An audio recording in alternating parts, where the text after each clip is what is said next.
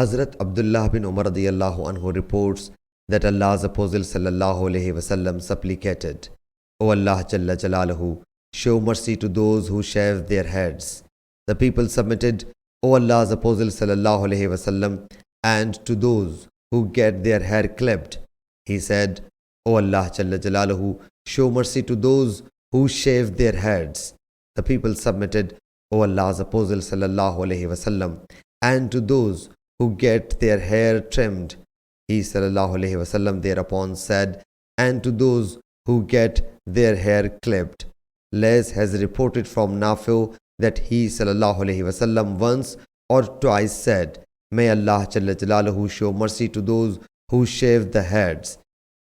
Ubaidullah reported from Nafi that he sallallahu alaihi wasallam fourth time said, and to those who get their hair clipped. Sahih Bukhari, Hadith number 1727.